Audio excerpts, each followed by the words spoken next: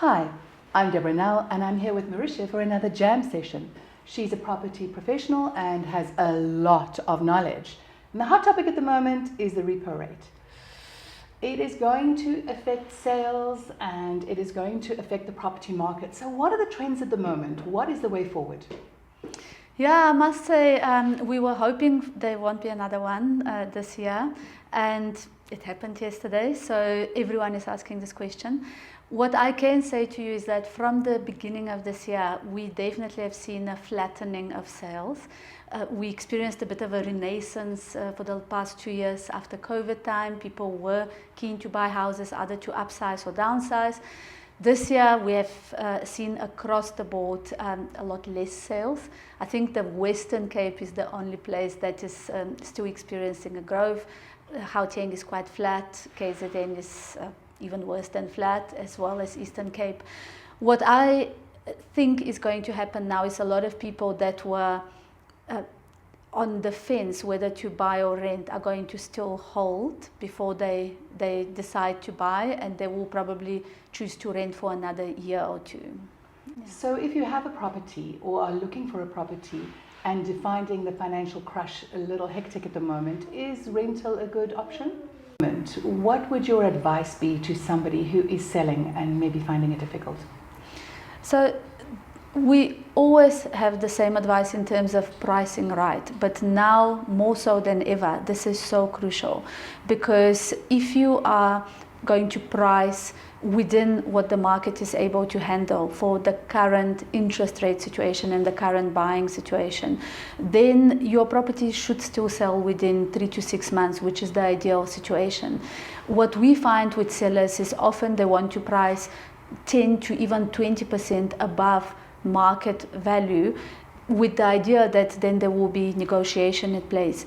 What we do find though with those cases is that it actually puts off potential buyers completely, because 20% is quite a lot, and a potential buyer that's taking in consideration interest rates, taking in consideration the cost of buying being your transfer cost, which is 10 to up to 12% of the value of the property, they will not even then consider a house that is 20% above their value. Or even if they're considerate, they would not necessarily think of offering so low, because there is that emotional feeling that you're going to insult someone. So sellers, price right, price as close to market, I would say 2 to 5% maximum above what you're prepared to take, and think very hard what you are prepared to take, because as much as a seller needs to take the highest amount possible, keep in mind buyers are trying to also afford to buy a house and decide whether to buy or rent, and you might exclude a lot of potential buyers by pricing too high. And what would your advice be to the buyer? The buyer, I would say think very carefully, because the multiple interest rate hikes this year have shown us that your repayment can go up exponentially. First-time buyers don't always also realize how much it costs to maintain a house, and also that there is rates and taxes to pay that can also go up quite a lot. We've seen the municipalities have been adjusting rates several times over the last few years. That has affected people who have priced all the expenses literally on the edge. And also, if you're a buyer and you feel that the bond that you're calculating for yourself right now is literally the maximum you can pay, I suggest don't do it. Rather rent. Currently, it is a lot cheaper to rent, because a tenant doesn't take care of rates and taxes and levy. They just have a fixed amount and then they have their consumables. So if you feel that buying will be a squeeze, don't buy right now. Rent for a year or two, see how much you can save extra, because it will show you what you can afford.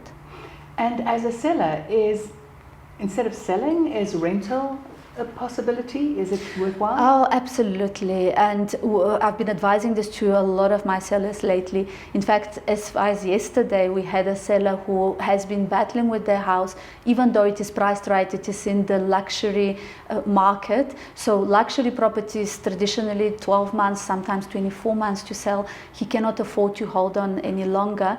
And tenants, however, are available, because once again, if you are to buy a property property, just a ballpark figure, very ballpark, but it's about 10 to 12% of the value that it will cost you per month to repay your bond and to pay rates and taxes and so on. Sorry, 1%.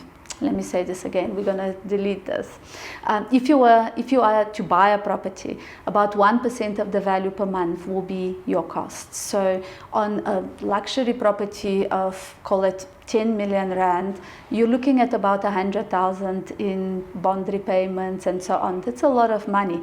However, renting a property, we're talking now that same luxury property of 10 million rand, renting, you can rent for about 60,000, sometimes even 50,000. That is 0.5%. It is half the cost. So highly recommended if a seller can hold on to the property, their bond is allowing them, or they don't have a bond, consider renting it, because let us weather the storm now, and then when the market improves, you'll be ready to sell again. Thank you, Mauricia. Some very sound advice from Mauricia, and I look forward to our next jam session. Thank you very much.